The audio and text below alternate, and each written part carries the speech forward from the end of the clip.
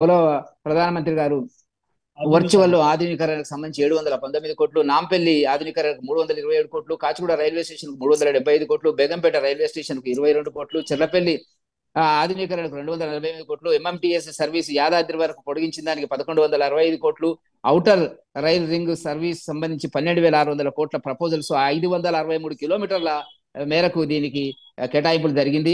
Yadadri railway station కు సంబంధించి 245 కోట్లు, 4 వందే భారత్ ట్రైన్లు, 40 అమృత్ సరే, ఇక అమృత్ మీరు ఆ భారత్. లిస్ట్, చాలా పెద్ద సరే ఆ లిస్టు. లిస్ట్ నేను అంతా నేను ఎందుకు చదువుతున్నారు. ఓకే. చెప్తున్నానంటే, ఒకటి రమణ గారు, నేను చెప్పిన ఈ లిస్ట్ అంతా కూడా సికింద్రాబాద్ లోకసభ కేంద్రంగా జరిగినటువంటి అభివృద్ధి అనేటువంటి చెప్తున్నాను. రాష్ట్ర వ్యాప్తంగా అనేటువంటిది ఇప్పుడు 60 ఏళ్ల కాంగ్రెస్ పాలన లోపల 2200 కిలోమీటర్లు జాతీయ రహదారులు ఉంటే ఇవాళ మనకు 4500 కోట్లు జరిగిపోయినవి, ఇంకా జరుగుతున్నవి. 600 కిలోమీటర్లు జరుగుతున్నటువంటి పరిస్థితి.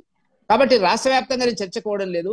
సికింద్రాబాద్ కోవిడ్ విషయంలోకి వచ్చేటప్పటికి కిషన్ రెడ్డి గారు చేసినటువంటి ప్రాణాలను పక్కకు పెట్టి తెగించి ఇద్దరు వ్యక్తులు ఆనాడు కోవిడ్ కి సంబంధించినటువంటిది ప్రభుత్వంలో ఉండేటువంటి ఈటల రాజేందర్ గారు ఆరోగ్య మంత్రిగా, ఇక్కడ కేంద్ర మంత్రిగా కిషన్ రెడ్డి గారు, కేసీఆర్ గారు ఏ ఒక్క రోజు కూడా కోవిడ్ కి సంబంధించి ఒక హాస్పిటల్ లేక పేషెంట్లను పరిశీలించినటువంటి, విజిట్ చేసినటువంటి పరిస్థితి లేనటువంటి ఒక భయంకరమైన మరణ మృదంగం తెలంగాణలో ప్రపంచవ్యాప్తంగా ఉన్నటువంటి పరిస్థితుల లోపల కిషన్ రెడ్డి గారు ఇచ్చినటువంటి త్యాగం చాలా గొప్పది.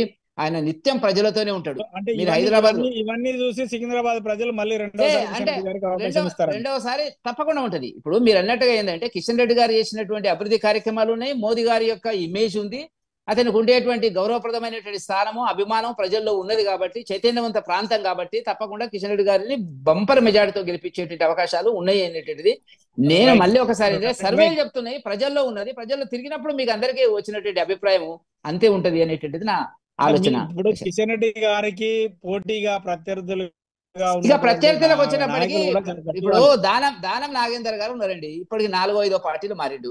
ఆయన సరే. ఎమ్మెల్యే.